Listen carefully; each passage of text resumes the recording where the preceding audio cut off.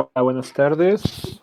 Bienvenidos a otra plática más de Hablando de Huesos. En este caso tenemos la sesión número 16ª y en esta ocasión tenemos de invitada a la maestra Carmen Rojas Sandoval con su ponencia Historia de Quintana Roo a través de las cuevas y cenotes, lo que los esqueletos sumergidos nos pueden contar. Está con nosotros también Alondra Trejo y bueno, nos va a dar una breve reseña de la maestra Carmen. Bienvenida, Carmen. Gracias. Bienvenida, Alondra. Gracias. Hola, buenas tardes a todos. Pues sí, Carmen Rojas es maestra en arqueología por la Escuela Nacional de Antropología e Historia. Es investigadora del Centro INA Quintana Roo. Dirige el proyecto Cementerios Acuáticos Mayas y fue responsable del rescate de 6 esqueletos humanos de entre 13,000 y 8,000 años de antigüedad, así como de una nueva especie de jaguar extinto, Panthera balamoides, y de un nuevo género de perezoso gigante extinto, Xibalbaonyx oviceps. Ha dado de alta el registro público de monumentos y zonas arqueológicas más de 50 sitios arqueológicos cuya antigüedad va desde el Pleistoceno hasta la época moderna. Es buza avanzada en aguas abiertas y en cuevas. Carmen, muchas gracias por acompañarnos y son todos tuyos. Gracias, muy amable. Bienvenida. Gracias a todos. Entonces pongo share screen. Sí, por favor. Y aquí estamos. Muy buenas tardes a todos. Mi nombre es Carmen Rojas Sandoval. Soy arqueóloga del Instituto Nacional de Antropología e Historia y me he especializado en contextos sumergidos. Hoy les voy a hablar de lo que se ha localizado, sobre todo en los cenotes y cuevas de Quintana Roo, mayormente relativo a las ocupaciones premayas, pero también vamos a hablar de osamentas humanas, esqueletos humanos relativos a los mayas. Como saben, pues el Caribe mexicano, en la costa del estado de Quintana Roo, es famoso por sus playas y por su riqueza arqueológica, que pues son los cenotes.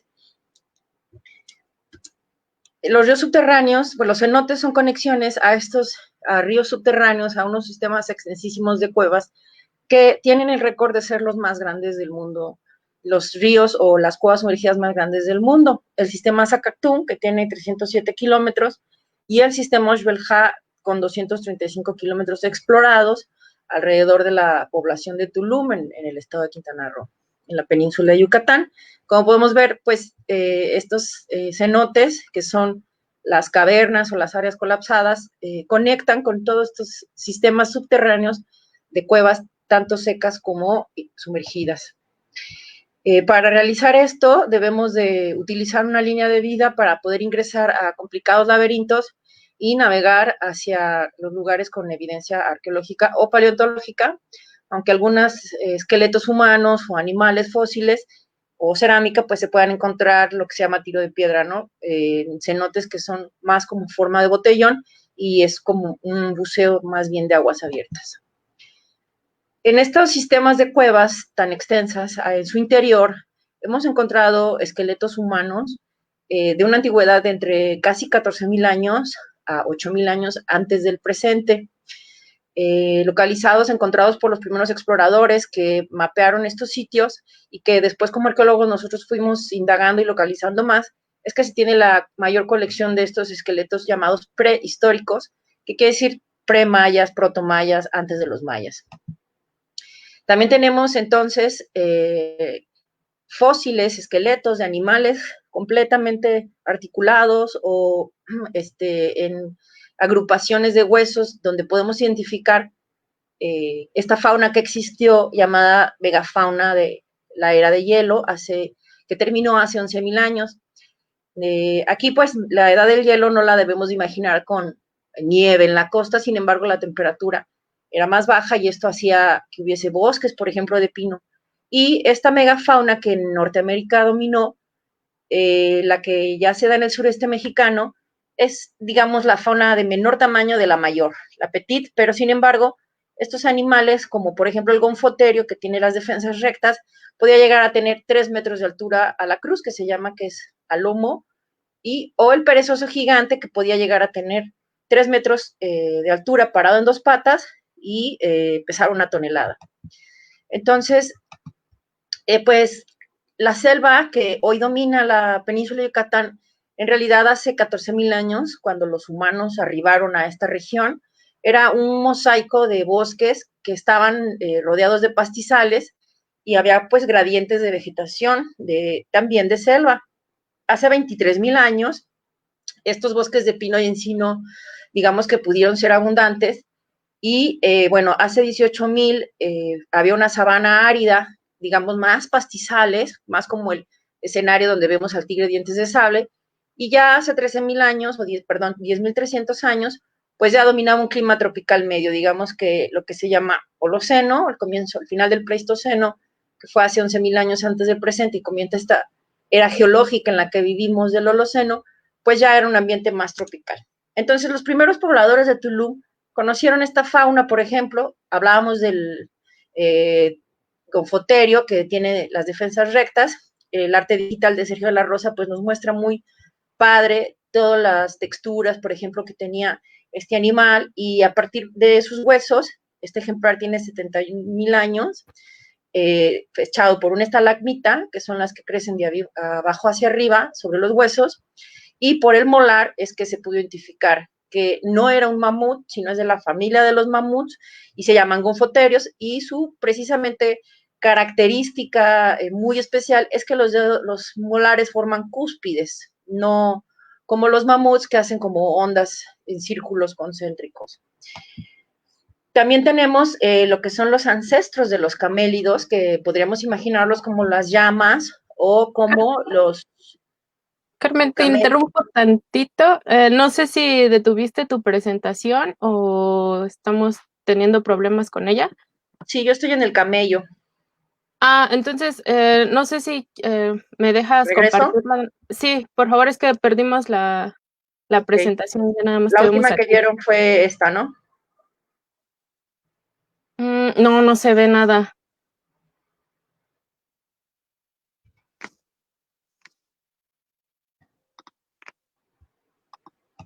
Ahora, Mm, no, a ver, déjame ver si la podemos compartir nosotros. ok.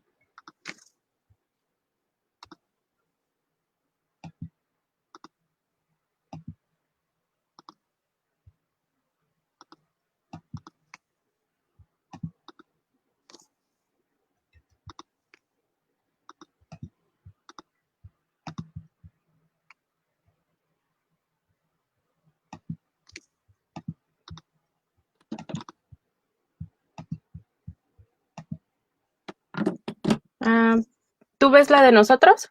Sí. Sí, a ver, permíteme. Ok. Aquí nos quedamos. Ahí se quedaron. Aunque entonces dejo de compartir yo. O volvemos a intentar compartir la mía. Si quieres. Ya le moví algunas cosas, creo. A ver, dejo de compartir si quieres. No, share screen. Va de nuevo.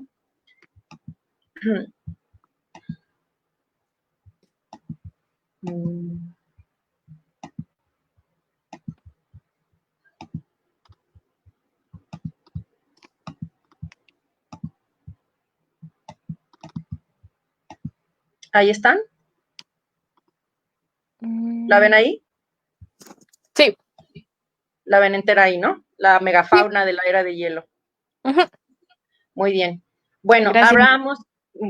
hablábamos de los esqueletos, ¿no? Esta fue la última que vieron.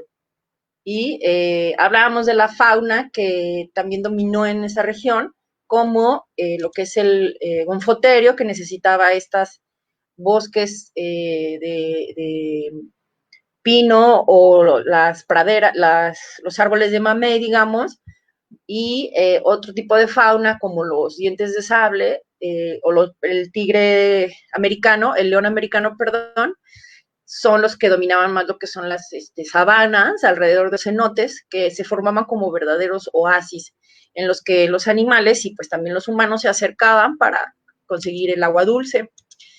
Y por ejemplo, tenemos lo que son los caballos, que se extinguieron antes de la llegada de los españoles a América, precisamente a finales del Pleistoceno, hace 11,000 años, cuando la gran extinción masiva de los mamíferos de la megafauna sucedió en todo el planeta, y este caballo se llamaba Equus conversidex.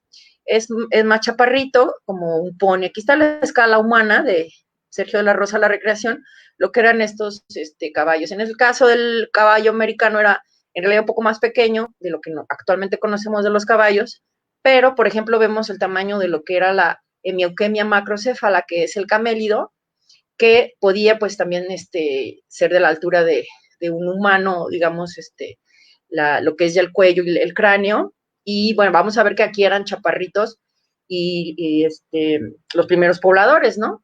Entonces, este individuo, por ejemplo, se encontró en un sistema de cuevas que baja como a un nivel en el que hay restos de fogata de carbón, y pues es posible que ahí alrededor de esa fogata pues hayan consumido este camélido, aunque las huellas que encontramos de corte no fueron tan contundentes como las que vamos a observar de un pecarí, donde sí coinciden los antropólogos físicos y paleontólogos acerca de estas huellas de consumo, porque la arqueología experimental pues nos permite, gracias a los digamos, experimentos que se hacen de cortar huesos con hacha, con obsidiana, con sílex, para ver qué tipo de cortes dejan. Los dientes, por ejemplo, son muy diagnósticos para cualquier animal, ¿no? No son siempre los huesos más grandes en realidad, sino siempre como que lo más pequeño de la arqueología deja muchas veces más información para identificaciones claves. Y también tenemos estos animales gigantes que son los perezosos, gigantes que son familiares de los actuales perezosos, pero ya solo quedan los pequeños. Y en un cenote a 55 metros de profundidad, uno de estos animales cayó y se fue desarticulando en el agua hasta que llegó a los 55 metros de profundidad actual. En su momento, donde vemos la línea roja, es donde estaba el agua, porque estos sistemas de cuevas estaban secos, ya que el nivel del mar se encontraba a 65 metros por debajo del nivel actual. Entonces, estos sistemas de cuevas donde nosotros ingresamos a bucear, pues tenían el nivel mucho más bajo, y este animal en realidad, pues lo que debió haber tenido fue una caída libre a un cuerpo de agua, y luego de ahí se fue desarticulando hasta llegar al fondo. Después podemos hacer pues su recreación muy padre de Ana Viniegas, por ejemplo, cómo es el tamaño de estos animales, y se hizo su INE, ¿no? Con su identificación, es un quintanarroense de Puerto Morelos y su huellita como identificación. Este es el cráneo, pues es muy masivo, y los dientes, digamos, en este desgaste diagonal que embonan perfectamente con los de la maxila, los colmillos inferiores contra los colmillos superiores contra los inferiores, hacen este desgaste muy particular de los perezosos gigantes. Aquí tenemos lo que les decía de su recreación del INE, y pues su mascota, que es muy padre cuando ya podemos compartir esta información, no tanto de manera técnica, sino con estas recreaciones. Por ejemplo, en el caso de los félidos de Quintana Roo, pues tenemos una nueva especie de jaguar extinto, que no se conocía para la ciencia y que se extinguió en ese entonces, que es Panthera balamoides, que es un jaguar, pero de mayor altura al actual, que Panthera onca, y que incluso es Smilodon gracilis, que es el dientes de sable, que es incluso más antiguo que el Smilodon fatalis, que sería el del tamaño del Panthera balamoides. Y luego tenemos al gran Leo atrox, Panthera Leo atrox, que es el león cavernario, que es el que tenía más cualidades para cazar en las praderas. Pues tenía el león cavernario, lo que tiene es que puede desarrollar una gran velocidad en cortas distancias y acechar en esos pastizales. Y en cambio, lo que son los jaguares son muy buenos para trepar, para brincar, para bajar a las cuevas, y ahí era más su coto de cacería, aunque ambos animales pues viven en la penumbra de las cavernas, ¿no? Al igual que los humanos, ingresaron a estas cavernas, le llamamos al área de luz, y lo que ya es el área de oscuridad o de umbra, penumbra es donde hay luz, y umbra es donde ya la cueva no podemos, mirando para ningún lado, encontrar algún punto de luz que nos refiera a la salida. Entonces, se han encontrado estos esqueletos que hemos estudiado al interior de estas cuevas, algunos sí a tiro de estas piscinas gigantes naturales, pero otros realmente a varios kilómetros, a casi un kilómetro, o a varios de centenares de metros al interior. Entonces, y su antigüedad, pues nos hace pensar junto con su posición, en unos tratamientos de tipo funerario muy antiguos. No es nada más el hecho de que sea la posición, sino es también el nivel del agua, vamos a ver los espeleotemas que normalmente hay alrededor, porque, bueno, la posición articulada de un personaje, en este caso vemos las vértebras aquí, cómo están articulados, aunque todo el conjunto esquelético no esté perfectamente articulado como en vida, podemos ver que por ahí está todo. Entonces, no es muy claro en este primer esqueleto de la mujer de Najarón, de casi 14,000 años. Sin embargo, si lo vemos, bueno, ella tenía de 20 a 30 años de edad, medía 1,40, que es una estatura baja de adaptación al calor, y pues por lo tanto le correspondía un 53 kilogramos de peso. Esto pues se puede saber midiendo los huesos largos y pues con las tablas que existen ya comparativas respecto a los huesos humanos. Se recuperó la mayor parte del esqueleto y su fechamiento dio 13,721 años antes del presente. Cuando digo antes del presente me refiero a 1950, que es un marcador cronológico entre arqueólogos. No es lo mismo cuando hablo antes de Cristo, que es el 0 que conocemos.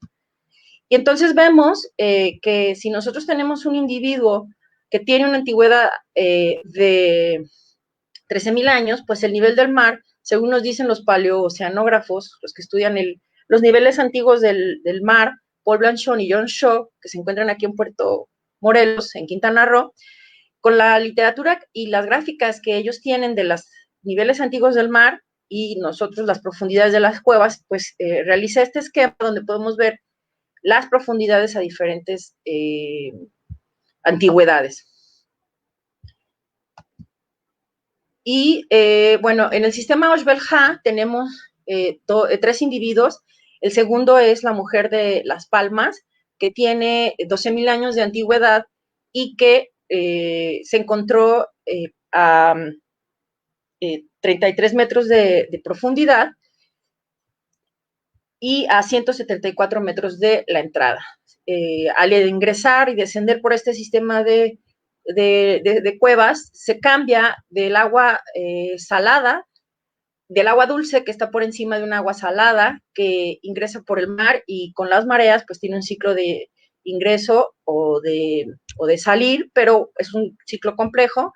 La cuestión es que está la haloclina, que es donde no se combinan estas aguas de diferentes densidades de temperatura, y a esa mayor profundidad se encontró el esqueleto de Las Palmas. Así es como se observaba en el momento de su hallazgo por Jim Cook, y pues ya al dibujarlo podemos ver su posición, que está flexionada, tiene las piernas flexionadas, los brazos, que la mandíbula está un poco desfasada y que el cráneo pues probablemente rodó con la descomposición y la expulsión de los gases del cráneo hizo que quedara en esta posición. Ella pudo haber estado así o bien lo que es sentada, recargada como un bulto funerario en las cuevas. Las cuevas, pues, en todo el planeta tienen una tradición de utilizarlas para colocar a los muertos de los clanes, de grupos cazadores-recolectores. No es nada más la precisión, como les decía, sino también los marcadores, porque, bueno, una persona pueden preguntar, siempre nos preguntan a los arqueólogos, puede morir y hacerse bolita en una cueva, y no quiere decir que sea un tratamiento funerario, pero ya la recurrencia de varios esqueletos en un mismo sistema, con los marcadores, que estos huesos pues están perfectamente articulados.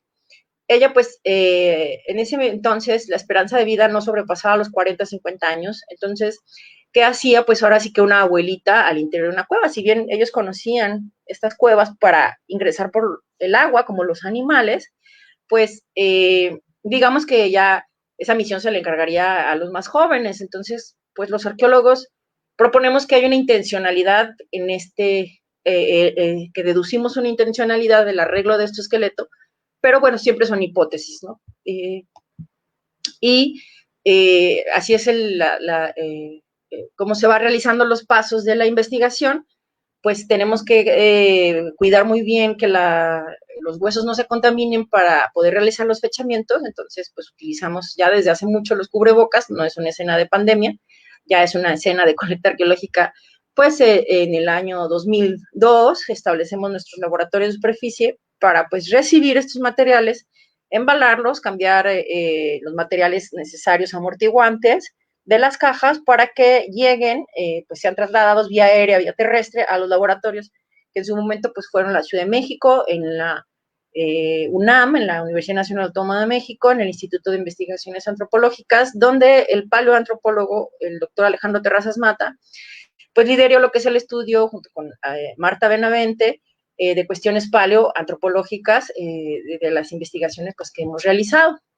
Es así que, por ejemplo, ya podemos ver lo que es el rostro de la mujer de Las Palmas, que decíamos que era una señora de 44 a 50 años, pesaba 58 kilogramos y medía unos 52, y pues podemos ver su estatura, hacer esta recreación incluso de unos textiles a lo mejor rudimentarios, fibras que pudiera ella traer, ¿no?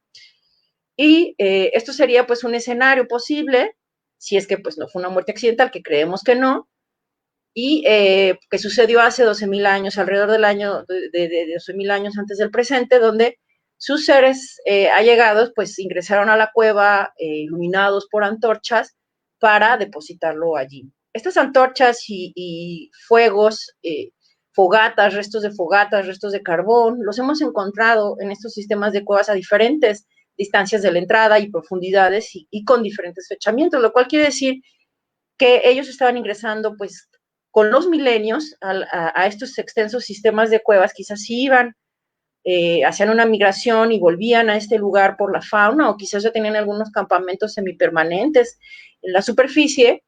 Lo que sabemos es que ellos volvían y que estos no son carbones de arrastre de fogatas, porque no tienen marcas de arrastre. También los carbones, igual que los huesos, se puede observar sus marcas, así como para los cortes de consumo humano, de desarticulación, de descarnamiento, de cortar un músculo, de separación esquelética, podemos ver si fueron arrastrados y hay marcas en su superficie de las rocas que a su camino se oponían, las arenas que se oponían y entonces que dejan lo que es huellas de arrastre.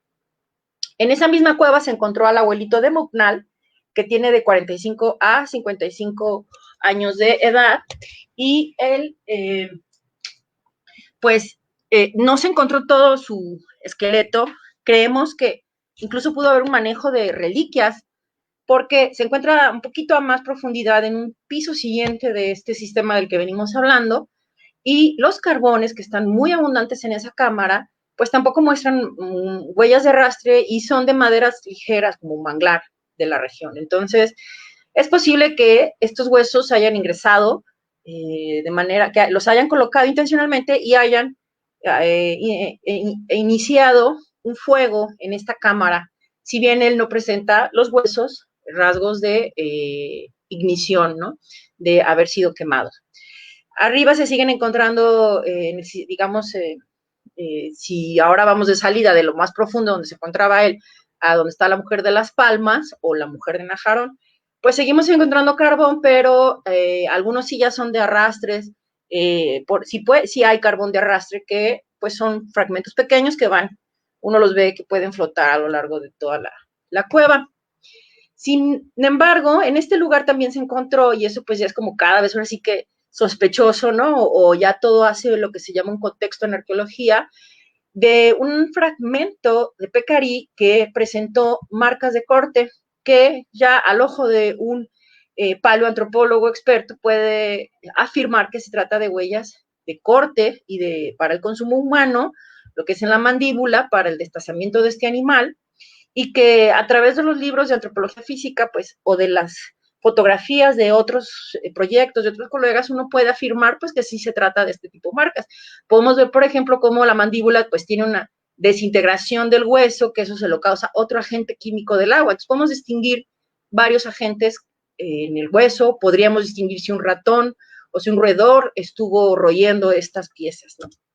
Entonces, una escena posible sería esta, donde Mugnalia mínima, que es una nueva género y especie también de pecarí, que sería el más pequeño. Mugnal es una palabra relativa al maya, que quiere decir el inframundo, y mínima porque es el más pequeño de este género que se ha encontrado. Entonces, si bien podría ser la escena de destazamiento en un área de caverna, de penumbra, podría ser que pues también fuesen comiendo esta mandíbula o que haya sido incluso ofrendada y que se conociera ya el área de la Mujer de las Palmas y del Abuelito de Mugnao como una parte funeraria de lo que es la cueva y se les estuviesen ofrendando este tipo de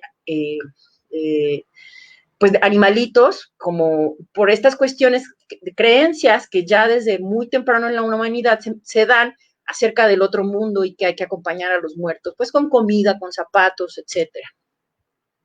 En otro cueva, que no es parte de este gran sistema de Oxbelja, pero que es una cueva de 1 kilómetro de largo, se consideraría una cueva pequeñita, aunque para el buceo es mucho bucear 1 kilómetro, cueva adentro sin una salida cercana, hace que sea un buceo, pues es de casi 1 hora de ingreso o 40 minutos de trabajo, de 20, 30 minutos frente al esqueleto y regreso de 30 minutos. A veces hay que hacer paradas antes de llegar a la superficie, romper el espejo de agua de nuevo.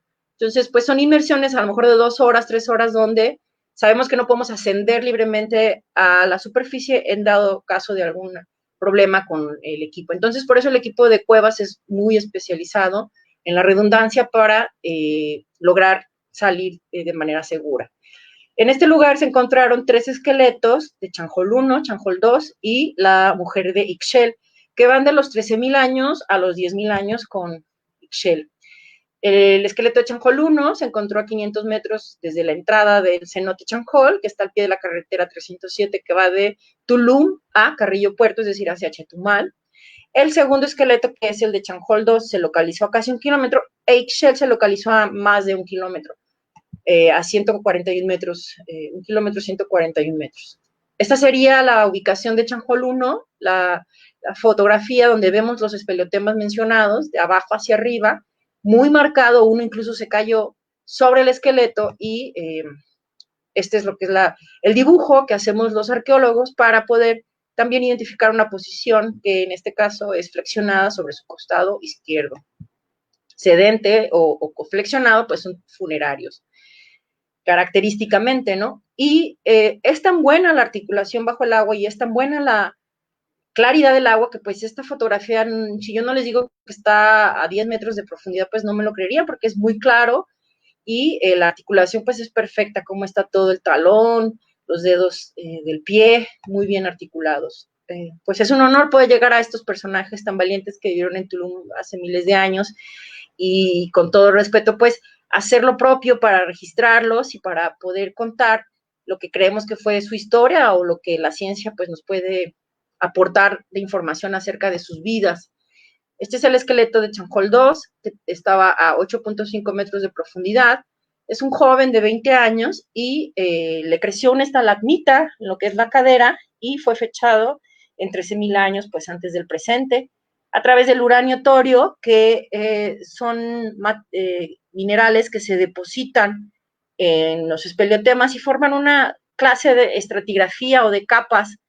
Si ven el hueso, pues es poroso. En la fotografía inferior derecha vemos la primera capa, que es el hueso poroso, y cómo va creciendo la estalagmita y va generando pequeños orificios de aire, y se toman muestras a diferentes partes del corte para ver cómo fue creciendo esta estalagmita y a manera de círculos concéntricos formó este gran espeleotema. No es este que vemos a la derecha, sino es otro que creció sobre la cadera, y podemos saber que tiene 13.000 años. Entonces, estos marcadores de las estalagmitas, las fogatas, incluso se ha encontrado el hollín, es decir, lo que se quema del techo cuando arde una fogata, y se ha raspado el techo para analizar su composición y sus fechamientos, y pues corresponden también a lo que sucedería con una fogata. Entonces, tenemos varios elementos para hablar de tratamientos funerarios. En el caso de Ixchel, que fue una mujer de 30 años y que medía unos 64 de altura, también el esqueleto está pues casi todo por ahí, bueno, más bien un 30% del esqueleto, no se ha localizado más cantidad de huesos. Vemos que hay cierto tipo de arrastre y alineación de los huesos, quizás por el agua. Nosotros no hemos encontrado ese arrastre por la inundación de las cuevas que se fue dando con el incremento del nivel del mar cuando el cambio climático. Pero en este caso en Ixchel sí observamos una cierta corriente que tiene que ver por la mini pendiente en la que se encuentra ella depositada. Ahora vamos a hablar de los que son, pues evidentemente, o quizás casos de accidentados o de personajes que no podemos saber cómo murieron, pero que sabemos que su cadáver cayó y flotó en el agua y se desarticuló, como en ese caso del esqueleto del hombre del Pit. Y del Pit 2, que está a 42 metros de profundidad, que está, como decíamos, pues más a tiro de piedra, aunque el esqueleto a 42 metros está casi todo, más bien los huesos que se localizaron están en una misma área pequeña. En el esqueleto que está a 32 metros de profundidad, pues está disperso por toda esta montañota que vemos, que se llama Monte de Brie, que quiere decir desecho en francés, o brecha de derrumbe, o lo que formó la gran bóveda, que son los cenotes. En este cenote, a 15 metros de profundidad y en una cueva que se desarrolla a 15 metros de profundidad, se localiza un perezoso de Shasta, que ahí sigue. Y como vemos, pues son varios. También se localizaron los huesos de león americano, las dos clavículas, y el húmero, que dio pie a la identificación de un nuevo género de jaguar, que es Panthera balamoides. No sabemos la interacción directa en este caso, pues que se hayan comido los humanos a los félidos, ni al revés, o que el jaguar, y pues los fechamientos incluso son diferentes, pero vemos que en un mismo contexto, el mismo cenote, pues es como una burbuja de tiempo, de cosas que van cayendo a sus aguas y las van conservando los cenotes de una manera extraordinaria por las temperaturas, la oscuridad perpetua, la temperatura constante, la oscuridad perpetua, y que no hay remoción de sedimentos ni ingreso de humanos, pues hasta recientemente. Entonces son condiciones muy estables para la conservación. Vemos como el joven 1 de 13.346 años, que está a mayor profundidad, pues está todo en un área concentrado, si bien el que está a 32 metros de profundidad, pues encontramos un hueso largo en la falda del Monte de Brie, el cráneo por otra parte, etcétera, pero bastante completo en el caso del esqueleto número 2. Otro caso es el hombre del templo, que es una cueva que tampoco pertenece a los sistemas, pero que se llama el templo porque arriba hay un templo maya. Sin embargo, el individuo bajo sus aguas, pues creemos que llegó allí hace 8.000 años antes del presente, o sea, mucho antes que las construcciones del posclásico, de estilo costa oriental que hay en superficies cercanas. Se encontraba a 177 metros de distancia desde la entrada a la cueva y a una profundidad de 15 metros. No vemos su esqueleto flexionado, lo vemos, digamos, boca abajo, con la pierna izquierda flexionada, y el cráneo como que rodó a una parte un poquito más profunda, lo vemos aquí en su ubicación. Entonces no nos parece una colocación funeraria, sobre todo porque además la cueva se ve que está todavía erosionando lo que es las rocas, es como una galleta que está perdiendo consistencia cuando la mojamos en la leche o en el café y la vemos que se está disolviendo. Así, el esqueleto del templo también estaba muy fracturado, los huesos largos no salieron completos, todos salieron ya fragmentados en la cueva misma. Sin embargo, se recolectó la mayor parte del esqueleto. Él tenía una edad de 25 a 30 años y aquí pues estamos organizando las colectas. Un buzo iba a colectar, pues iba a colectar el cráneo, otro buzo el brazo derecho, el torso, la pierna izquierda, la pierna derecha, y todos íbamos a salir pues con los materiales muy bien catalogados para su estudio en superficie. Otra muerte trágica, accidental, pues es Naya, que es una jovencita que hace 1970 años encontró su muerte, su fin, pues al ir en una cueva, probablemente pues con una antorcha o ya sin ella, y ella no podía saber que adelante había un gran abismo que no se veía y que estaba a 30 a 40 metros de profundidad. Y entonces ella cayó, digamos, de los 10, 20 metros a los 30, y ahí su esqueleto se desarticuló flotando, su cráneo se desarticuló flotando en el agua, y la cadera pues sí muestra esa fractura que tuvo al caer. En ese cenote pues también se encontró gran cantidad de fauna, que ya les he platicado, pues sale o en diferentes cuevas sin asociación con los humanos. En el caso de Naya está asociado, o en el caso del Pit, pero no podemos decir que son el contexto completo, ¿no? Donde un área de actividad que se llama en arqueología, donde vemos pues que estuviese la fogata, la herramienta, el animal comido, la tumba a un lado, que fuese un campamento, ¿no? Sino encontramos los sitios donde iban a colocar a los muertos, los sitios donde se accidentaban. Sabemos que sí se los comían, sabemos que los ofrendaban, sabemos que hacían sus fogatas, ¿no?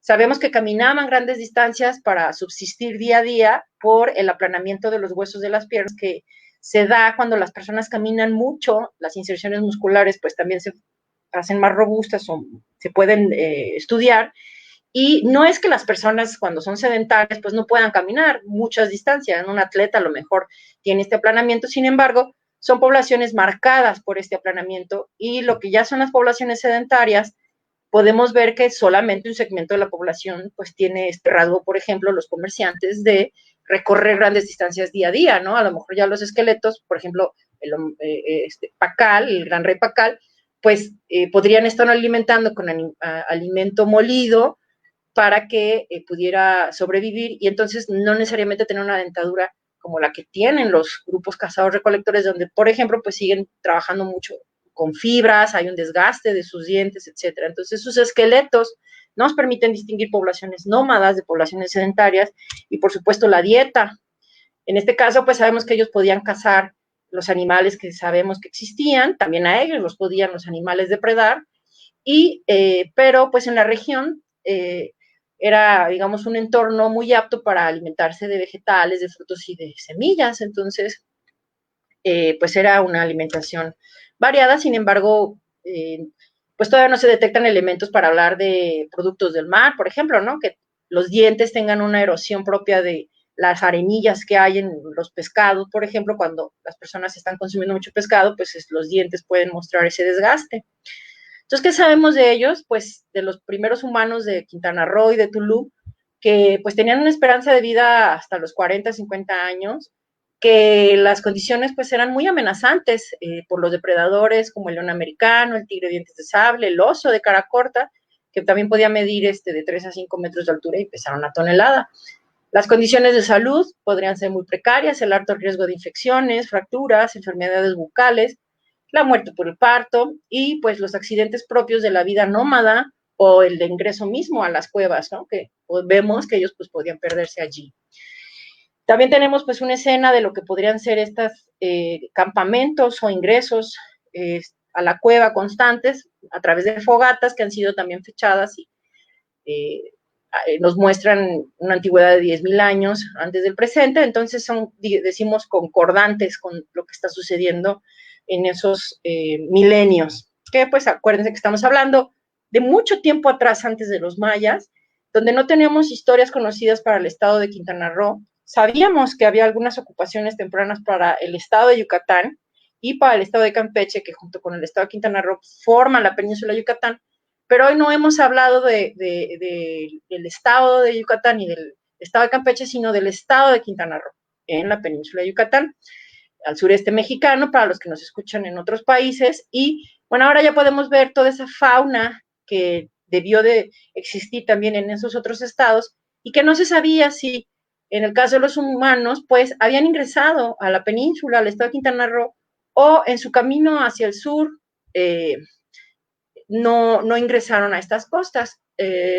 Sabemos ahora que sí, y es también concordante con lo que Richard Hammond, un arqueólogo mayista, proyectaba y decía, bueno, pues debieron de haber pasado hace 11,000 años y si anduvieron por la península de Yucatán, debió de haber sido por esas fechas. Los esqueletos pues nos arrojan un poco una antigüedad hasta los 14,000, sin embargo hay que recordar como parte de la historia de la arqueología o la paleoantropología, que hace 50 años se hablaban de poblamientos pues de hace 20,000 años o hace 30,000, cosa que es muy diferente para Norteamérica. Hoy solo hemos hablado de lo que es el estado de Quintana Roo, no he discutido lo que son las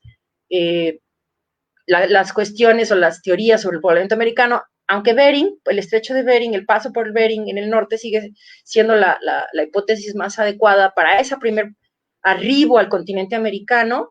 Después pues hubo otras migraciones desde Asia hacia América, y por supuesto se consideran pues opciones, incluso por el norte de Europa, ¿no? Así como los pueblos vikingos hicieron, o de Australia hacia América, o viceversa, por ejemplo. Entonces, eso es como en el macro, en las cuestiones del poblamiento americano. Ahorita hablamos de lo que es el poblamiento de Tulum, pero también tenemos otras historias funerarias relativas a estas cavernas y cuerpos de agua ya inundadas. Es decir, miles de años después, los mayas seguían haciendo uso de los espacios subterráneos para los aspectos relativos a la muerte, ya con una cosmovisión muy compleja o muy elaborada de quienes habitan en el inframundo, estos planos de existencia terrestre y del supramundo, los 4 puntos cardinales más el quinto al centro, y bueno, lo que son las cuevas siguieron siendo lugares para el depósito de los muertos porque estaban en este umbral, en estas ventanas, puertas al inframundo donde los humanos al morir, pues ellos creían, los mayas prehispánicos y aún en la antigüedad, que se recorre un camino, digamos, que tiene físicamente su locación en las cavernas, en las cuevas, y esa geografía sagrada se conecta con lo que es la geografía física de una cueva o una caverna, y ciertos cenotes, como el que yo propuse en Quintana Roo, llamado Las Calaveras, en la Reserva de Punta Laguna, pues al no encontrar restos de sacrificio humano, por ejemplo, que sería una hipótesis, la primera que se marcaría como el cenote sagrado de Chichén Itzá, donde evidentemente las huellas de corte nos indican extracción del corazón, decapitación, en el Templo Mayor, también todo lo que se ha estudiado.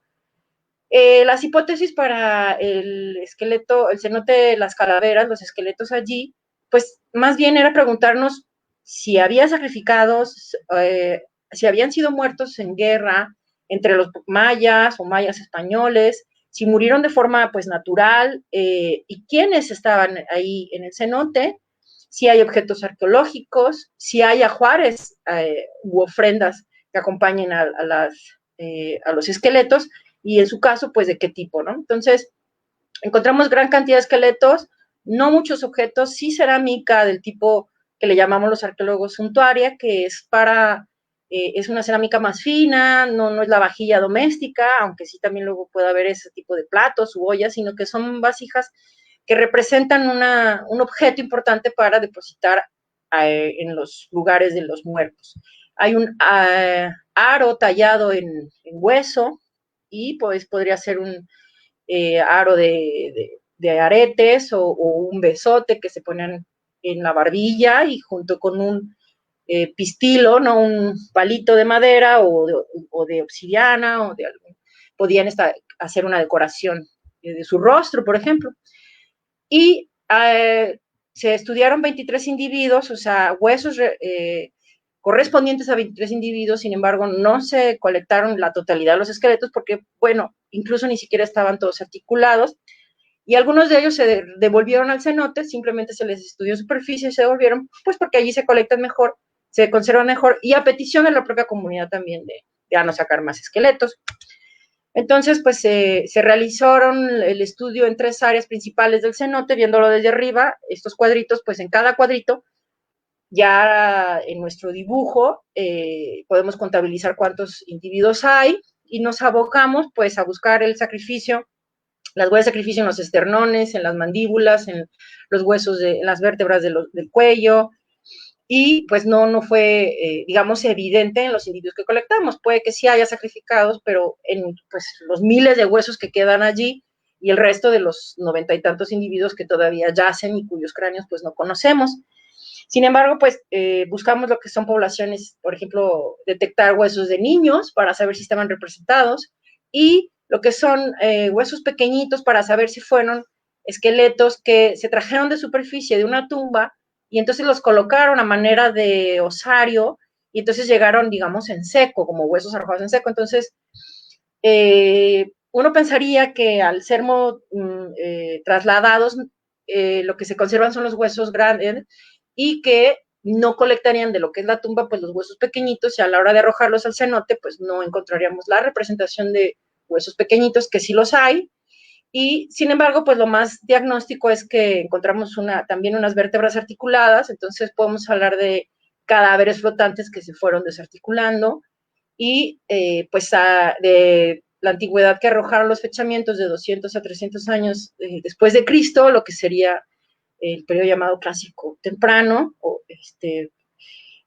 nos habla de una tradición pues que creemos que está representada una población tipo cementerio, es decir, toda la población, y no hay esta selección hacia los varones, por ejemplo, adolescentes, que se representa muy bien en el Templo Mayor o en el Cenote Sagrado de Chichén, Claro que las mujeres también eran sujetas al sacrificio humano y los niños, ¿no? Como en Templo Mayor o en Chichén Itzá, pero sí hay, a lo largo ya de la contabilidad de los esqueletos, pues hay un dominio hacia los varones jóvenes en estos dos sitios. En cambio, en Punta Laguna, pues hombres y mujeres están equitativamente representados y la población infantil y que no se encontró sacrificio humano, pues me hizo concluir que pues podría ser un cementerio acuático maya o un lugar de concentración de los muertos, de manera a las puertas del inframundo de la geografía sagrada de los mayas. Al final, pues siempre de estas pláticas doy una parte de lo que es la protección del patrimonio y lo más importante cuando me preguntan qué se puede hacer es la regla de oro, que es no tocar, reportar los hallazgos a las correos institucionales o a los teléfonos de las oficinas en Chetumal. Si están en otros estados, pues las páginas del INAH, inah.gov.mx, ahí se pueden canalizar a los centros INAH de cada estado para hacer su reporte o escribir un correo electrónico, y de esta manera pues podemos ir incrementando lo que es el catálogo de estos depósitos y ir conociendo sitio por sitio.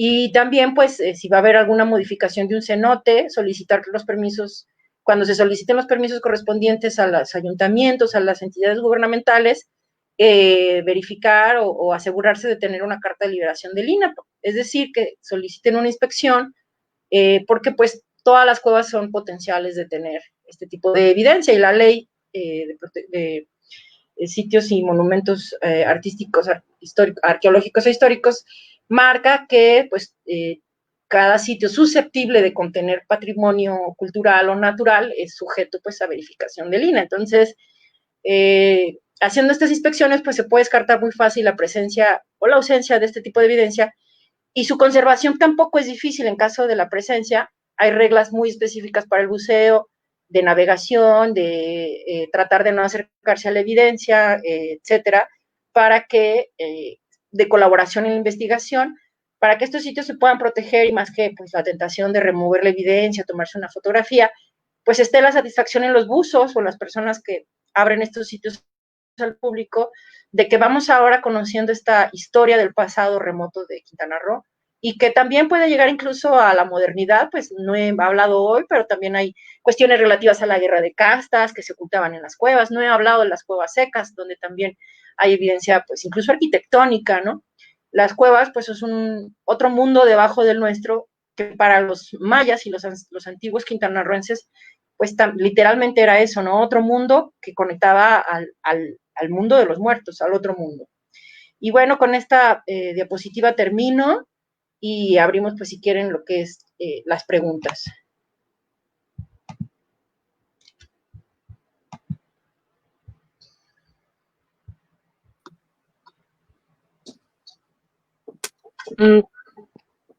Creo que tienes el micrófono cerrado, Jorge. Sí. Sí. Interesante la plática, gracias, Carmen. Creo que tiene preguntas, vamos a ver. Bueno, sí hay una. Ahorita pasamos igual los saludos. Clau Cristiani dice, ¿cómo estudiaron los carbones? Es decir, ¿cómo vieron que no tenían marcas tafonómicas de arrastre? ¿Algún texto que recomiendes? Ahorita la mano texto no, le voy a preguntar al doctor Alejandro Terrazas y luego se los paso a ustedes. Pues son igual que los huesos, las huellas de arrastre, como son parejas, en el mismo sentido, finas, a diferencia de un huello donde pues a lo mejor estás contundiendo o pegando o demoliendo con una como hacha, ¿no? Entonces, para mí también fue novedoso la cuestión de que las carbones se les estudiaron sus huellas de arrastre, incluso se colectaron fragmentos de roca debajo de cada una de estas potenciales hogueras de origen humano, y la roca debajo de ellas también había combustionado ahí, in situ, lo que llamamos los arqueólogos. Entonces, sabemos que el fuego combustionó allí mismo, no fue una combustión externa y entonces llegó el carbón, sino que ahí combustionó, porque la roca de abajo tiene elementos químicos que denotan esa combustión, y los fragmentos de la madera, lo que es lo orgánico, también que forman ese carbón, que son muy bonitos. Si ven los carbones cuando la madera se quema, los fragmentos, uno puede distinguir, y es pues muy brilloso, azulado, es una superficie lisa, y sobre esos carbones podemos ver estas huellas de arrastre, ¿no? Clau Cristiani, que se hicieron análisis genéticos. Se intentan, pero no se logra, porque como no se conserva el colágeno, la materia orgánica del hueso, pues se conserva la hidroxiapatita, pero ya no se conserva la fracción orgánica. Entonces también los fechamientos requieren mucho de esa fracción orgánica que es así como casi fantasmagórica, .000 de lo que lo miden. Entonces, lo que son estudios de ADN mitocondrial no se han logrado. Aunque para Naya sí incluso el título de sus publicaciones era DNA mitocondrial, en realidad, pues yo creo que todavía faltan muchas pruebas, porque también hay muchas cuestiones acerca de la contaminación por parte del entorno, ¿no? O si bien se le sacó, se identificó el ADN de cada uno de los participantes, pues es en un tiempo dado, ¿no? O sea, no sabemos de los buzos anteriores, que no sé, a través de la orina o de flujos corporales, no estuviesen contaminando el agua y a su vez contaminando el hueso. Entonces, no soy especialista en genética, pero sí sé que la presencia de otros humanos en el agua, en esas cuevas, puede contaminar los resultados. En el caso del resto de los esqueletos, además de Naya, pues no, los corrimientos de DNA mitocondrial no han tenido éxito. Gracias. Gracias. Bueno, y lo que se encontró del DNA mitocondrial era de los, creo que de los haplotipos, ¿no? Que son C, D, A, y había salido C, así como, bueno, todos los americanos tenemos uno de esos 4, entonces tampoco como que aclaraba mucho, ¿no? Lo que había sido su estudio de ADN mitocondrial, porque como saben, además los estudios genéticos requieren relación con otros huesos, con madres, padres, tíos, hijos, sobrinos, comparativos, con comparaciones actuales. Entonces, pues no nada más así como que una muestra ya logra algo. Ahora estamos por publicar un artículo en comparación de los dientes del esqueleto del cenote de las calaveras, de poblaciones mayas prehispánicas, del 250 después de Cristo, con los dientes de todos los individuos que les platiqué, también para poder saber relaciones filogenéticas o de ascendencia a descendencia, ¿no? Ahí sí ya el esquema es súper complicado relativo al poblamiento americano y la genética, para entender, ¿no? Qué es lo que nos pueden estar arrojando, o la comparación del cráneo, ¿no? Las medidas, incluso sin genética, la comparación del cráneo, si es más ancho, más alargado, más esto, más lo otro, más robusto, también forma como diferentes interpretaciones para lo que es la historia del poblamiento americano, ¿no? O la relación con los grupos sucesivos o los grupos en el entorno, lo que son las poblaciones mayas, del cenote de las calaveras, ¿qué relación tendrían con Cobá, por ejemplo? Eso sería muy interesante, ¿no? Claro. Bueno, hay otra pregunta. Hoy tenemos una pregunta de Mayra García y dice, ¿se pudieron identificar indicadores de actividad ocupacional de los restos óseos? Y si es así, ¿cuáles son? Y se pudieron identificar entesopatías. Entesopatías son las inserciones musculares, ¿no? Relativo a, es lo que decíamos, el aplanamiento de los huesos, se pudo determinar a través de esas entesopatías o inserciones musculares, y se pudo distinguir que estos esqueletos prehistóricos, premayas, sí tenían ese aplanamiento, entonces que sí eran poblaciones que pertenecían a grupos que día a día recorrían unas extensas distancias, era el tipo de entesopatías que se localizaron. La población maya, por ejemplo, pues no, en los huesos largos todavía no, los resultados específicos por cada individuo, pues podríamos a lo mejor ir detectando, ¿no? Los que sí caminaban mucho o los que no, a lo mejor, ¿no? Se quedaban ahí a la redonda, ¿no? No caminaban muchos kilómetros al día, pero hicimos más una selección ya no como de todo el esqueleto en el caso de los pre-mayas, sino en el caso de calaveras, pues como íbamos buscando sacrificios, a cada pregunta te hace colectar específicamente ciertas piezas óseas. Entonces, otro estudio muy interesante sería pues ir colectando ya ubicados huesos largos, o donde busquemos ese tipo de entesopatías, por ejemplo, mandíbulas, también para saber qué tan fuertes los músculos masticatorios, etcétera. Los talones, para saber si estaban moliendo maíz, ¿no? Que es donde se marca la inserción muscular cuando las mujeres hacen una molienda constante en el metate, hincadas, ¿no? Claro. Bueno, esto es saludo. Acá está. Mayra García. ¿Se han aplicado análisis de isótopos en el esmalte de los dientes? En el esmalte no lo sé, porque se han hecho de isótopos de oxígeno 13 y bueno, de uranotorio, pero no, en el esmalte de los dientes todavía no. Todavía hace falta estudiar, por ejemplo, mucho de nutrición a través de esmalte de dientes. Sobre todo porque los esqueletos premayas han conservado pocos dientes, nos han salido mandíbulas y maxilares con pocos dientes.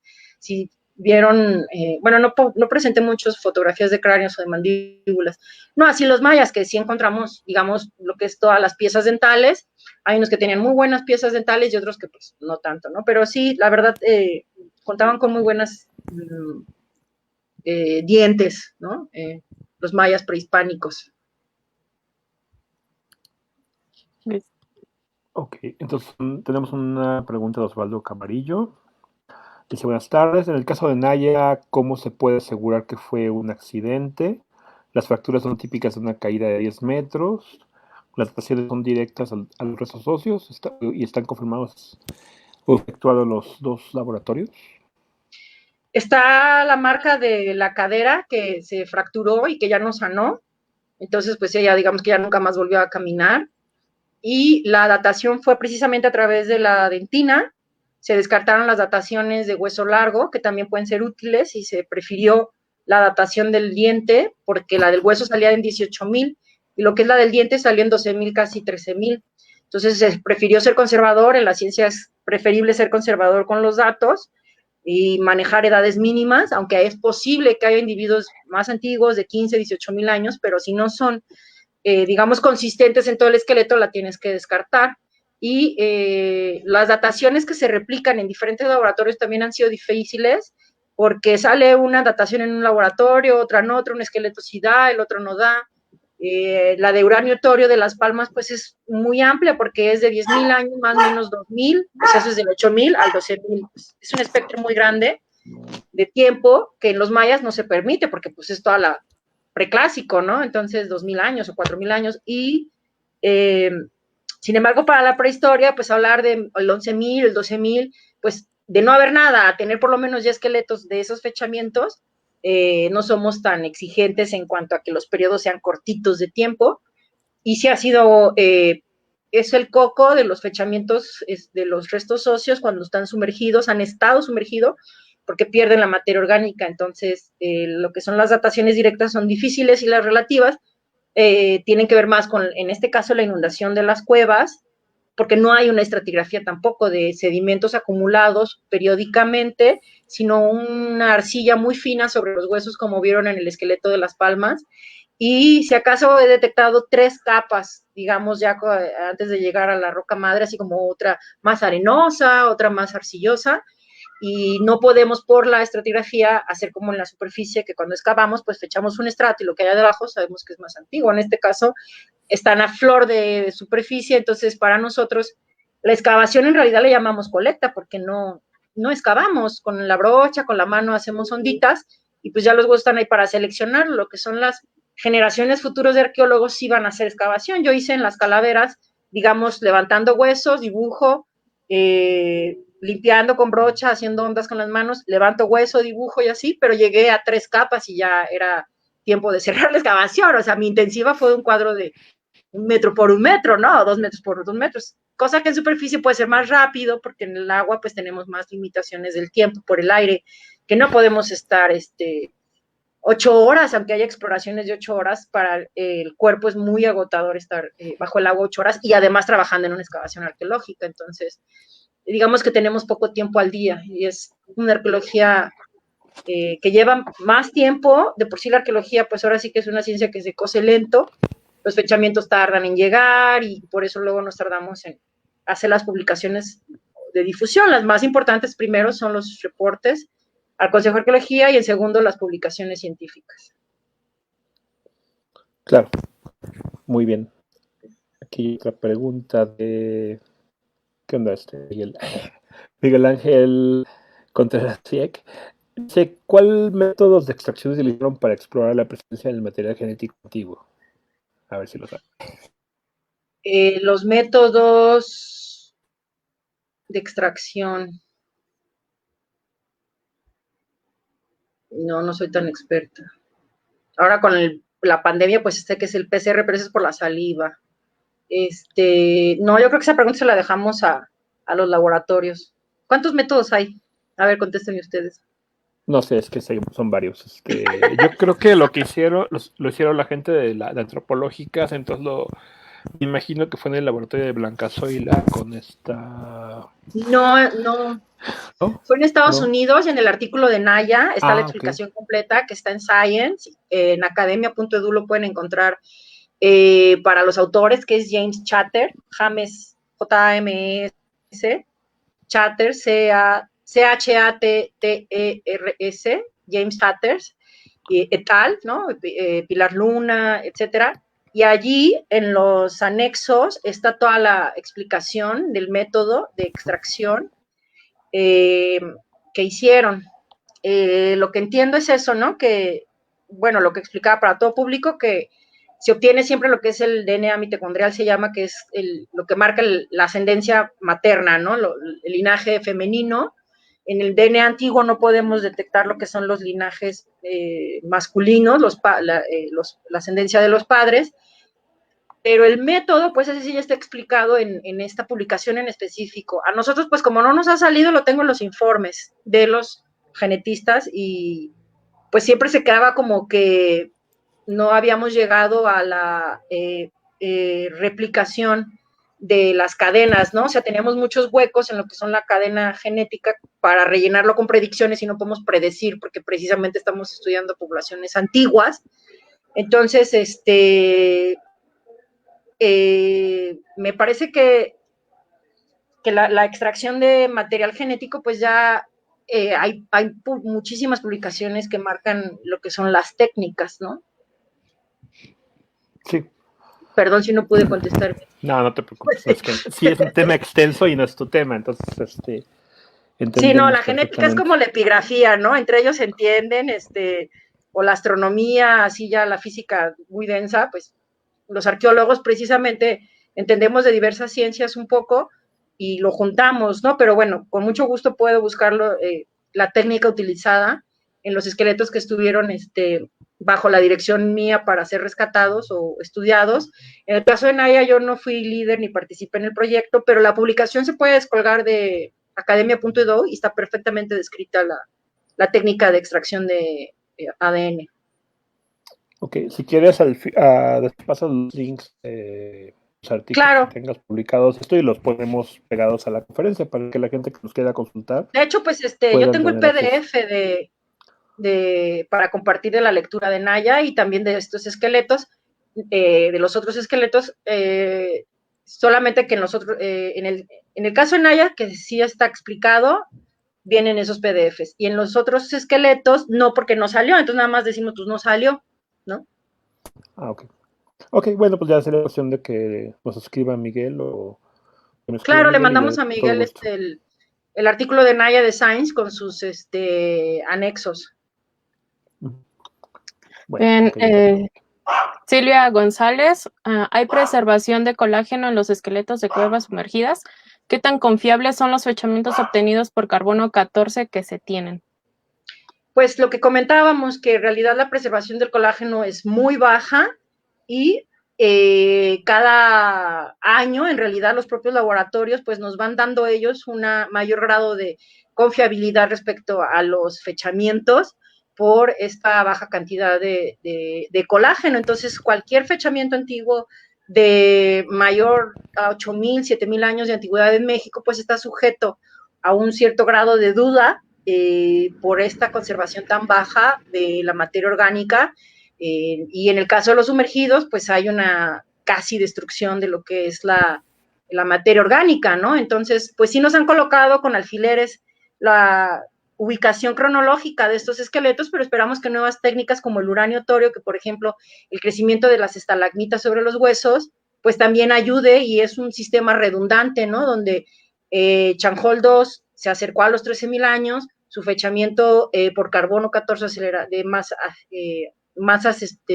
aceleración de masas espectradas dio una cuestión semejante, los otros individuos, los carbones. Entonces, todo forma un contexto. Por sí solo un fechamiento nunca es la certeza total, a menos que sea un carbón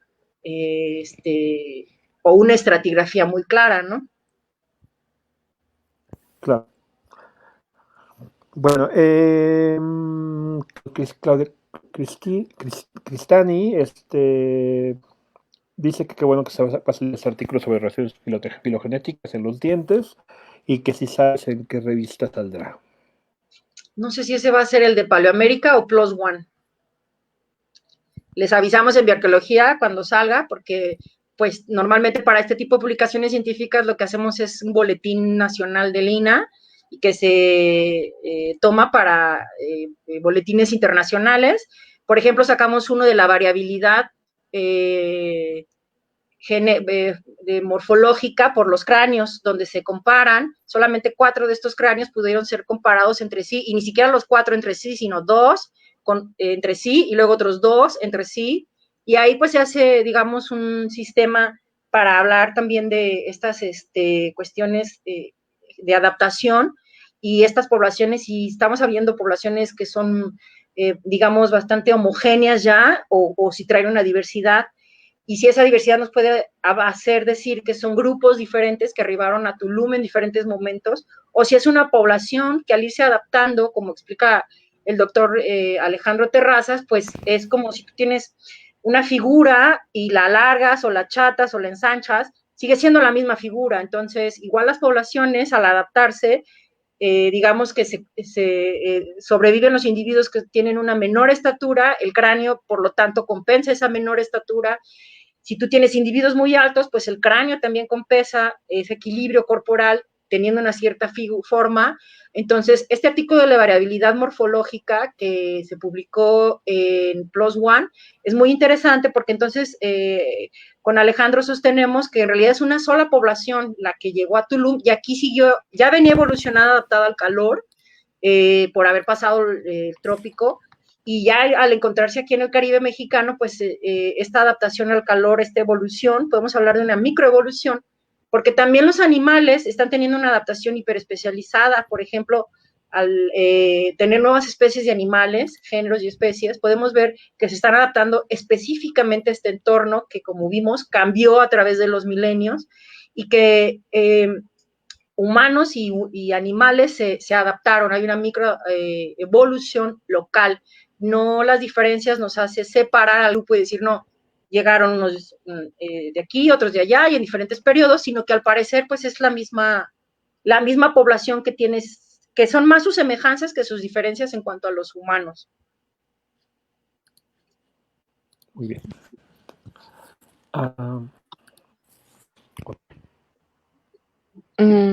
Laura Islas dice, si no mal recuerdo, habló sobre algunas piezas cerámicas que fueron encontradas.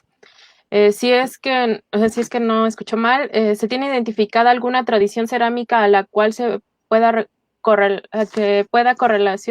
haya correlación, o sería tomada como cerámica premaya? No, en los sitios premayas no hay cerámica. En el sitio donde se localizó cerámica es en el sitio de las Calaveras, y es cerámica del clásico temprano, del 200 después de Cristo, algunas con decoración, tanto de pintura como esgrafiado, y lo que es en las cuevas pre-mayas, prehistóricas, de 13.000 años, hay completa ausencia de cerámica. Por eso también se les llama grupos precerámicos, porque los cazadores recolectores pues transportaban materiales más como guajes o de cuencos de madera, o lo que es cerámica, pues no se tiene todavía asociado a grupos nómadas, ¿no? Bueno, Oscar Tapia pregunta si se pudo determinar algún tipo, si alguno de los restos óseos tuvo fracturas post-mortem. En el cenote de las Calaveras, las fracturas fueron, uno fue en vida y sanó, el otro fue perimortem, alrededor de la muerte y no sanó. Y post-mortem, las que podemos detectar normalmente es cuando nuestras colectas, por ejemplo, nosotros mismos o en la caja o algo así se fracturó, pero no hay fracturas relativas a, por ejemplo, carroñeros que se los hayan llevado, entonces vemos este huesito por allá y vemos este tipo de fracturas o de huellas de dientes. Entonces, no, fracturas post-mortem no, le llamamos perimortem, que no sabemos si fue antes, durante o después de la muerte, pero alrededor muy cerca se dice, ¿no? De la muerte. Post-mortem, pues también en el cenote de las calaveras nos habla de alteraciones por rodamientos de piedras. Si algún turista se metió a nadar y desde arriba que está nadando, pues las rocas ruedan y caen, ahí sí podemos ver estas fracturas post-mortem porque son en hueso ya seco, en este caso está sumergido, pero huesos sin tejidos blandos, ¿no? Sí, creo que ya no hay más preguntas. Una que es muy curiosa es de las fracturas post-mortem, es el hueso, los huesos largos, por ejemplo, cómo fracturan ahí sí cuando están bajo el agua, como si los hubieran cortado. Entonces, tú puedes ver el fémur o el húmero como si hubiera sido cortado así, un corte muy recto, pero ese sí es natural, por ejemplo, es post-mortem, pero natural del proceso de descomposición del segmento corporal y luego la descomposición los músculos y los nervios, y como el hueso, la diagénesis, el intercambio con el entorno, genera que haya esa fractura, pero nos llamaba la atención si pudieran ser huesos cortados por los humanos y en realidad son fracturas que se pueden encontrar en los fósiles, por ejemplo, donde pues nada que ver los humanos, y puedes encontrar esas fracturas así muy llamativas que parecieran ser cortes en los huesos largos y no, son naturales. Sí, es parte del proceso tafonómico de donde está el hueso. Es muy interesante el estudio de las huellas, por ejemplo, todo el catálogo de lo que puede ser, decíamos, la arqueología experimental, que pues ya nos puede decir mucho. Incluso hay un cráneo en Cozumel que tenía como gradaciones, ¿no? En la parte superior de las cavidades oculares, y en realidad ahí sí es un escarabajo que cuando estaba enterrado en superficie, pues digamos que se anidó, ¿no? En el cráneo, y luego el cráneo rodó, ahí sí, hacia la cueva, y en lluvias copiosas en Cozumel reportan que sí, o sea, ingresa una cantidad de materiales, sedimentos y rocas a los cenotes y cuevas que son muy poco profundas. Entonces hay muchas cuevas en Cozumel que son muy oscuras, que tienen mucho sedimento, y en la costa, lo que es la parte continental, pues tienes unos grandes sistemas muy blancos, por ejemplo, con muchos estalactitas y estalagmitas. Entonces son ciertamente diferentes y uno puede, pues con todo el contexto, determinar si hay arrastres o no, y lo que son los entomólogos, pues nos pueden decir si esta marca efectivamente es por un animal y este esqueleto estuvo en tierra, se descompuso en tierra, que es nuestra gran pregunta también, si se descompusieron en tierra o se descompusieron en el agua los esqueletos. Y en un principio se trató de hacer de estudios, no recuerdo el nombre, para saber precisamente si la porosidad del hueso nos podía hablar de que se descompuso en tierra o se descompuso en agua, pero no había sido nada ilustrativo el estudio para decir sí, este esqueleto se descompuso en tierra, porque microscópicamente el hueso lo muestra, ¿no? Se va haciendo tan poroso el hueso con los años, los milenios bajo el agua, que perdemos muchos datos de a lo mejor un contexto terrestre. Si el hueso puedes obtener más información, ¿no? Muy interesante. Bueno, vamos por unos saludos. A ver si los puedes checar. Sí, hay saludos a Agustín, qué gusto, él es el artista de los estudios químicos, precisamente, ¿no? Sí. Sí. Bueno, también está Laura Tatiana, saludos de Colombia. De Colombia, qué interesante. Ay, Toñito. Hola, Reyes. Saludos. Desde Cancún. Sí, ahí tenemos al perezoso gigante guardado. El universo maya de Cancún. Ahorita pues en cajas y así resguardado de huracanes y amenazas posapocalípticas o intraapocalípticas. Sí. Bueno, Glenis Tavares dice saludos desde el Caribe Dominicano. Pobrecitos, también allá les están pegando los huracanes. Bueno, ya no tanto. Sí. Men O'Hope, buenas tardes y súper interesante. Qué bueno. Corina Rico, excelente, saludos.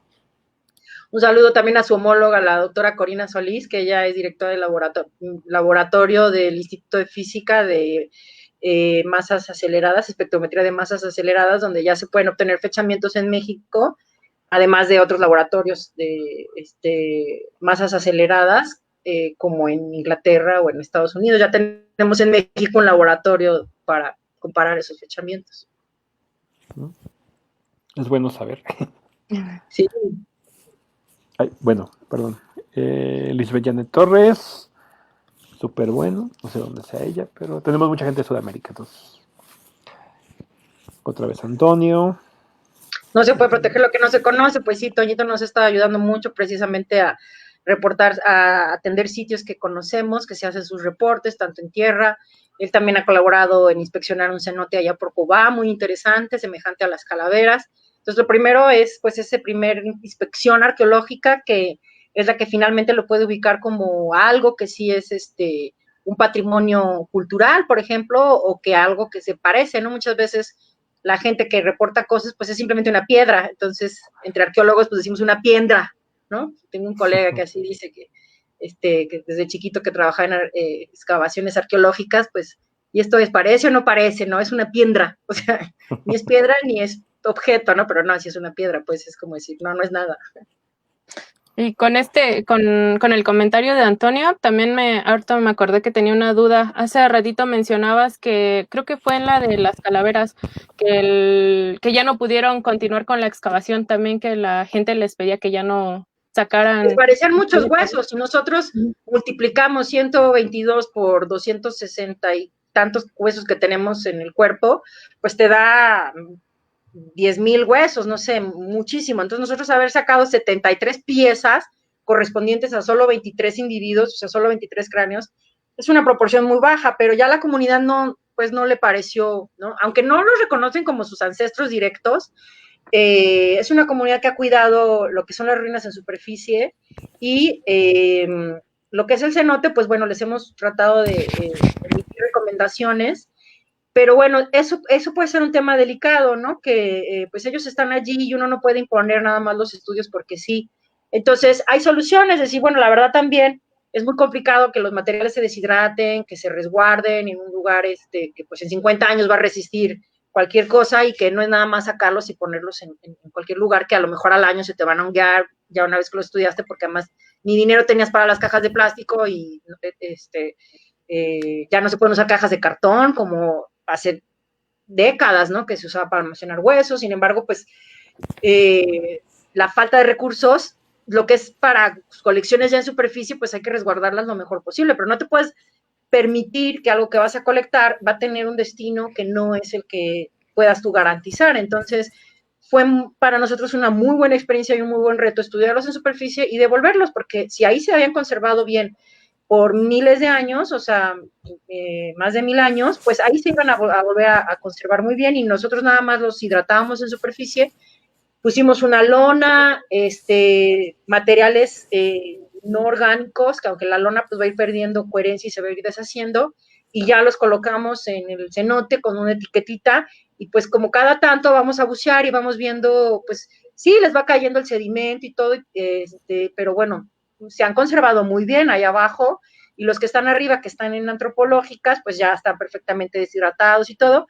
y también conservados hasta que podemos seguir haciendo estudios, o sea, son colecciones que todavía más adelante puedes diseñar nuevas metodologías o estrategias de comparación de cosas que en su tiempo no tuviste el dinero o no había la tecnología para comparar con otras colecciones osteológicas, ¿no? Sí, y en ese sentido, que se acercan a estudiar y analizan la colección físicamente, pues nada como eso sí es muy bueno. Sí, claro. Mi duda era también en qué sentido, por ejemplo, cómo se integraron con la comunidad o cómo los hicieron partícipe de la investigación. O sea, ¿dieron algún taller o les mostraron cómo trabajaban? Varios talleres. Primero como la visita de inspección, pues que nos permitieran bucear, ¿no?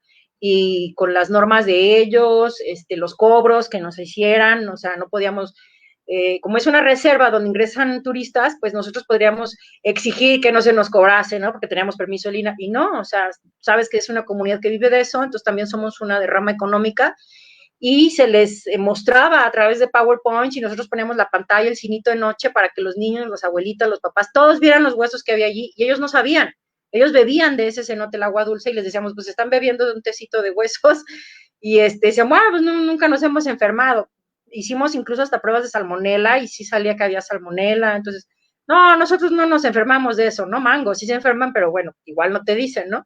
Pero sí dejaron de beber de agua de ese cenote y en la actualidad, pues toda la comunidad sabe y todos los que con los que trabajamos para que nos descendieran al cenote de forma segura, porque hay un rapel de 9 metros, aunque hay una escalera, pues subir y bajar tanques y todo y caja. Entonces, los que en ese entonces eran las personas que me bajaban, hoy tienen hijos y son sus hijos los que ahora me siguen ayudando para bajar. Ahora más lo que es en tiempo de la pandemia, estoy desarrollando un colectivo con las mujeres para que puedan vender sus bordados fuera de la reserva y no esperar nada más que llegue el turismo, que ya están abiertos, pero pues con todas las huracanes, los caminos se han cerrado, entonces sí hemos tenido ese acercamiento con la comunidad a tratar de ser transparentes y cuando ellos decían, no, pues no nos queda claro los permisos, tienen una cuestión territorial ahí, una confusión por parte del gobierno, si ellos pertenecen a Quintana Roo, a Yucatán, porque están en la frontera y en realidad están en el estado de Quintana Roo, pero como son dotación ejidal de Valladolid, pues todos sus trámites los tenían que hacer en Yucatán, ¿no? En Valladolid. Y cuando la pandemia, pues ni Dios ni el diablo, digo, nunca nadie les da cuestiones de salubridad, drenaje, luz, agua potable, ¿no?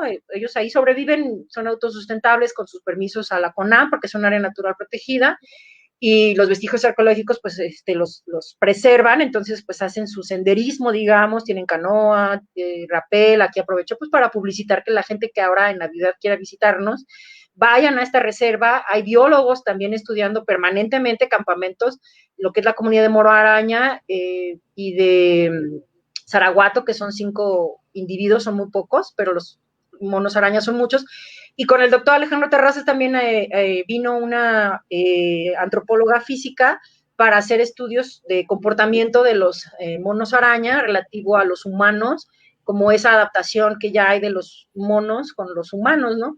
No sé qué le hayan, por ejemplo, si los biólogos que están allí deben de tener también bastante avanzado ese tipo de estudios. Entonces, también hay estudios, digamos, de antropología física, pues relativo a cuestiones con los monos araña, ¿no? Por ejemplo, y los humanos, y así. Entonces, también había una chica, lo que pasa es que no recuerdo su nombre, era una antropóloga social, francesa, también por ahí andaba. Entonces, sí es una comunidad que es, digamos, académica, o para los académicos, pues es accesible que tratar con ellos, y muy accesibles también, ¿no?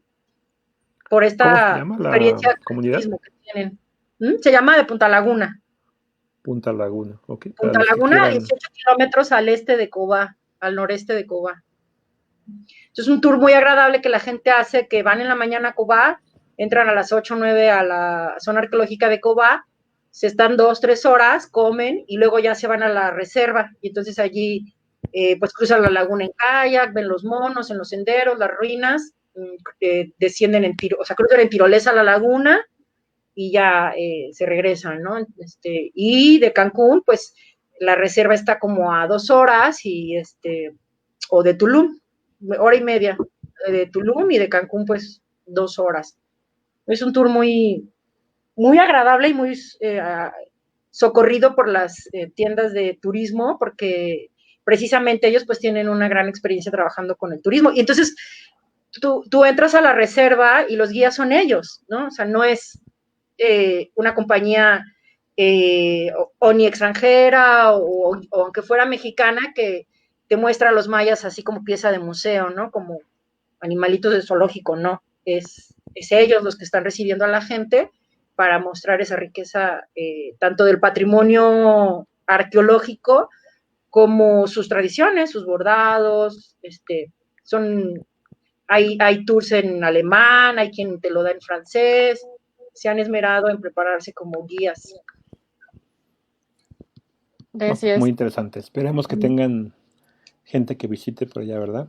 Sí, que en esta temporada alta pues les llegue más gente y también estamos tratando de que sus productos se vendan en línea, así que visiten nuestra página de Bordadoras de Vida en Facebook y también en Twitter y en Instagram. Lo que pasa es que ya manejar tanta plataforma, pues, se vuelve, ya es uno medio chavorruco, ¿no? Entonces, pero ahí va ya la de Facebook ya está, y por Messenger y a un teléfono de ellas y a una cuenta de ellas se les puede depositar para que compren sus bordados. Bordan changuitos, bordan zaraguatos, bordan mariposas, y también se les puede hacer donativos directamente a ellos si no quieren visitar la zona, pero ayudarlos para que abran sus caminos. Ahorita están solicitando ayuda, pues, de machete, ¿no? Para abrir caminos. Entonces, si alguien tiene una motosierra, si quiere donar gasolina, si quiere ir a los guías, en lugar de llevar a alguien, van ese día con su machete a abrir camino. En fin, se necesita ayuda desde diferentes ángulos, y siempre pues también la despensa, los productos básicos, medicamentos siempre son bienvenidos, porque ellos están en, pues ahora sí que no diría yo en mitad de la nada, porque es el todo, que es la selva, que es muy rica, pero pues de civilización, ¿no? Tan lejos de la civilización relativamente.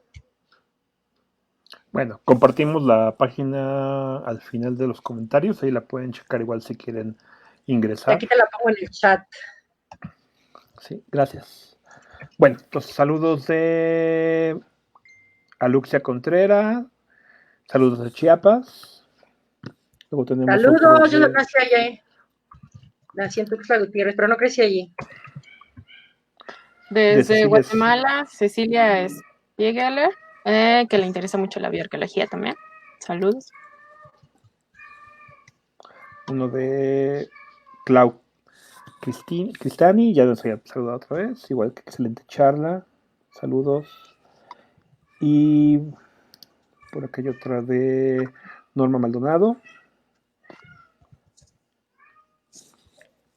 otra de Chimenida desde Perú, igual de, es que ando viendo, de Jimena. Saludos. Del Lora Islas. Y creo que ya son todos por el momento. También en academia.edu, en mi perfil de Carmen Rojas Sandoval, ustedes nada más crean una cuenta, como cuando van a abrir un correo de algo, crean su cuenta y entonces pueden acceder a mi perfil y bajar los artículos que tengo colgados en PDF. Sí, pueden nosotros lo compartimos. Mira, Carmen, y ahí ya ellos directamente pueden bajar los PDFs, o les hacemos un ponchipaquete, que también se lo hacer. A los organizadores les mando paquetes de artículos que luego ya también pueden difundir por correo electrónico. Eso estaría muy bueno, gracias. Sí, es más como en corto. Ahí está la página de, perfecto, de Carmen, y también está la de Bordadoras de Vida. Pueden ver la de Alejandro Terrazas, también él ahí debe de tener lo de la variabilidad morfológica, que ahí yo no sé si actualicé y colgué ese, pero luego ya cuando cuelga otro autor te confirman y ya tú pones que sí eres coautor, y si no está en el mío, está en el de él. Esa de la variabilidad morfológica es muy interesante. Es el más reciente de este año, este o el pasado. Y como este año se fue así medio raro. Sí. Bueno, pues muchísimas gracias. Creo que ya no hay más preguntas, pero todos creo que fue una práctica muy interesante, excelente. Ya dan ganas de ir a visitarlos por allá, a visitar a Antonio, claro, al Toñito. No, y que se formen nuevos cuadros de antropólogos físicos, restauradores, arqueólogos, paleontólogos. Necesitamos recién egresados, que ellos, pues como yo, ¿no? Y como los de mi generación, todavía tuvimos que formarnos en actividades subacuáticas por nuestra cuenta. Es difícil para la institución formarlos bajo el agua, pero teniendo la interés y la pasión por el buceo y por las ciencias, pues ya se puede llegar con muchas habilidades para avanzar el camino, porque no podemos luego echar mano especializada. Hay muchos buzos que quieren colaborar y colaboran con los arqueólogos y con los investigadores, pero necesitamos ojos científicos también ahí abajo, ¿no? Que sigan este camino, y ya vimos que pues es muchísima la riqueza que hay en los cenotes, que no la vamos a acabar, pues no, nadie se la quiere acabar, pues, sino que son muchas generaciones que tienen trabajo. Claro, sí, y bueno, lamentablemente como en todo lo que es arqueología, vamos contra el reloj, porque tenemos atrás el desarrollo turístico, las constructoras, todo esto, ¿no? Entonces, igual en cierta forma también apremia Sí, a sacar más cosas, ¿no? Más rescates, lo que se pueda. sí, poner en salvaguarda, ¿no? La misión del Instituto Nacional de Antropología e Historia, pues es investigar, conservar y difundir. Entonces, es investigar y conservar, bueno, todo va de la mano, ¿no? Precisamente no puedes conservar lo que no sabes, cómo está, dónde está, y la difusión del conocimiento a través de las escuelas o de las pláticas a todo público hace que se hagan nuevos reportes y se valore la importancia de este patrimonio y por qué se define como patrimonio, por qué es importante, de qué nos está hablando, del pasado y por qué es importante pues conocer el pasado y también en qué términos conocer el pasado, ¿no? Ser crítico con lo que conocemos o aportar nuevas piezas a nuestra historia. Claro. Bueno, pues, Vicky, Sí. ¿algún comentario? No, pues muchas gracias, Carmen, por acompañarnos. Digo, es mucho contenido y pues esperamos que llegue a más gente, sobre todo a las nuevas generaciones, como acabas de decir, y a ver si en algunos años te alcanzan por allá. Claro que sí, yo encantada y pues bueno, si quieren una segunda parte luego hacemos nada más de mayas también o a ver qué nos inventamos. Claro que sí, estaría genial. Bueno, pues Muchas muchas gracias. gracias. Gracias a Buenas todos por noches. estar Gracias. aquí en esta plática. Pronto tenemos la siguiente plática. Vienen igual más interesantes. Siempre son todas muy, muy interesantes. Y bueno, pues te agradezco mucho, Carmen. Gracias, Alondra. No se desconecten, ahorita nada más salimos de transmisión. Gracias a todos. Buenas noches. Hasta Buenas luego. noches.